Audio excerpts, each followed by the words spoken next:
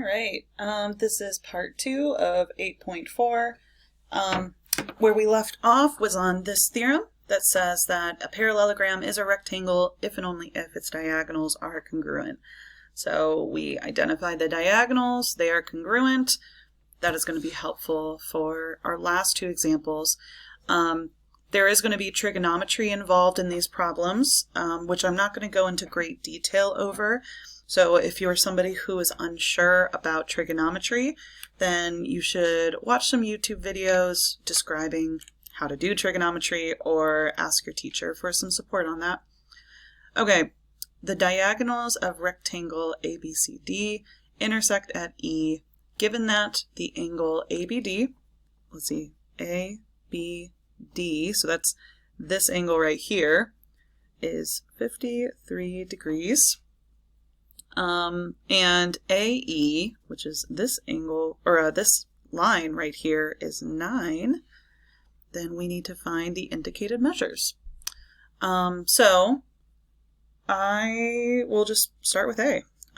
So A is saying BDC, angle BDC. I kind of like to point at where the angles are, or where the letters are that they want me to focus on, because if I just follow BDC, I can see that they want me to focus on this angle right here, right? The one in the middle, the letter in the middle, D, is telling me where the angle is, and then the B and the C are specifying, am I talking about this side of it or this side, right? So B going to D going to C is this angle. Now I know that these sides are parallel, and using the theorem alternate interior angles, this angle would actually be congruent to this one. So my first answer is 53 degrees. All right, next, ADC. ADC. So ADC. Oh, this is a nice one because I know these angles are 90-degree angles. So I have a big old square in the corner telling me that this angle is 90 degrees. All right. Okay. Next we go into question C. A going to C. This long side right here. I know that this these diagonals are going to be congruent because they are being bisected. So I know AC is 18 because 9 plus 9 would make the whole thing 18. All right, next. BE. BE is this length right here. I know that this will also be 9 based off of the theorem right above. So BE is 9. Okay. AB. We're going to get into some trigonometry here. The reason being, I notice AB is this side right here. I know that I can use the 9 to figure that out, but I'm going to use the 9 in terms of trigonometry. So I'm going to take this triangle, bring it out to focus on it. I know it's isosceles, meaning both of these sides are the same. They are equal. They are 9. I also know this angle is 53, and I'm just solving for the base. Now, to make this work for trigonometry, I'm actually going to have to cut the triangle right down the middle so that I can form a 90-degree angle. This creates a triangle that I can do some Pythagorean theorem or trigonometry with, and I'll figure out what this base is, and then just take it, times it by 2, and that'll give me the whole thing. So we got to label the sides. I know this side is adjacent. This side is hypotenuse. I'll put my work over here. Adjacent hypotenuse is a cosine problem using my angle 53. The adjacent is unknown, so I'll plug x in, and hypotenuse is 9, right? Adjacent on top, hypotenuse on the bottom. Doing some multiplication, cross multiplication, right? We could put this over 1 to make it a little easier to see. 1 times x will equal 9 times cosine of 53, which is 5.42. Now, as I said, I know this value is this 5.42, but I need to times it by 2, which is going to give me 10.48. Okay, so this entire length is 10.48, which is my answer.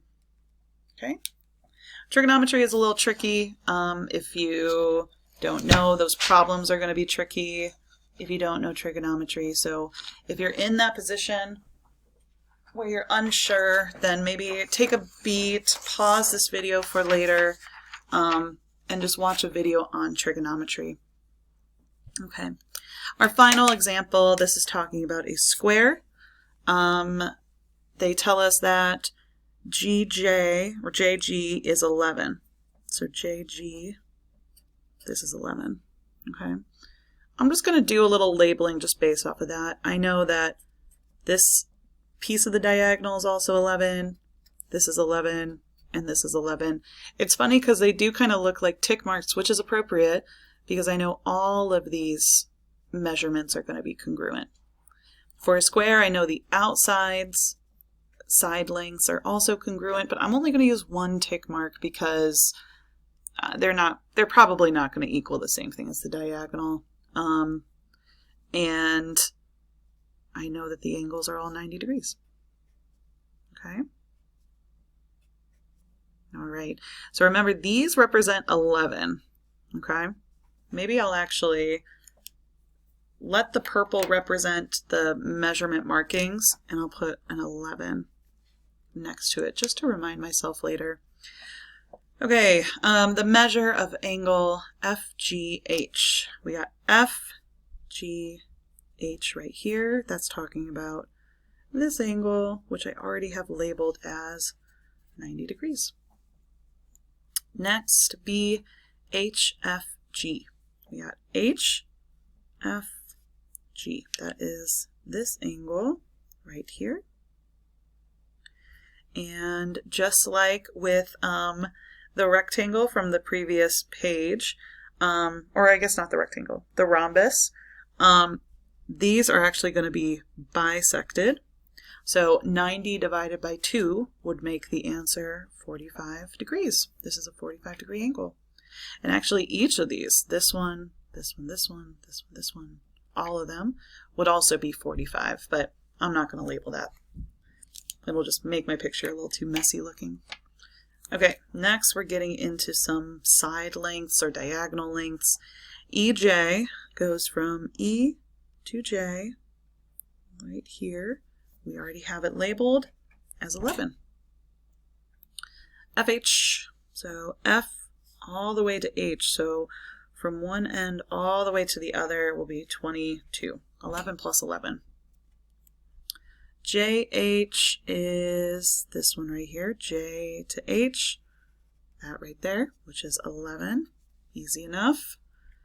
And then we get into HG, which is going to be a trigonometry problem because I want this length right here. There's really no way to guess what that's going to be. I have a triangle highlighted. I'm going to utilize that to help me. So I'm going to draw it here. This is an isosceles triangle, so I know these two sides are congruent. We already know that they are 11.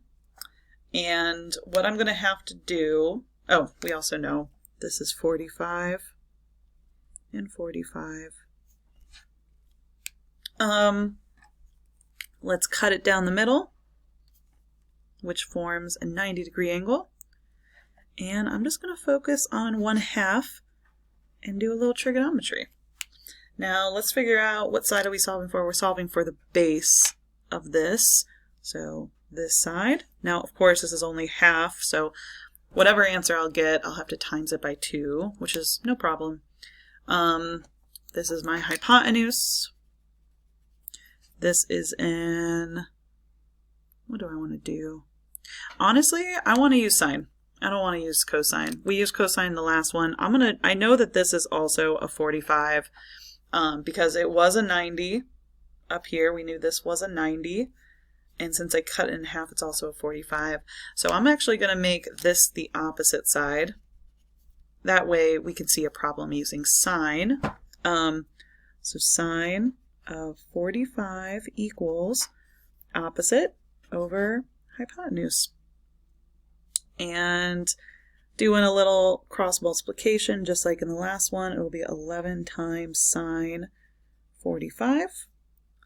And 11 times sine 45 is 7.78.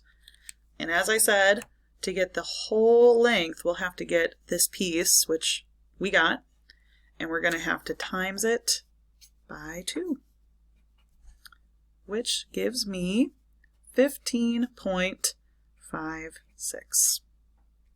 So the answer for HG is 15.56. All right, that concludes our notes for 8.4. Again, a big part of this was trigonometry. So if you're feeling like you do not know trigonometry, watch a YouTube video or ask your teacher for support, and good luck.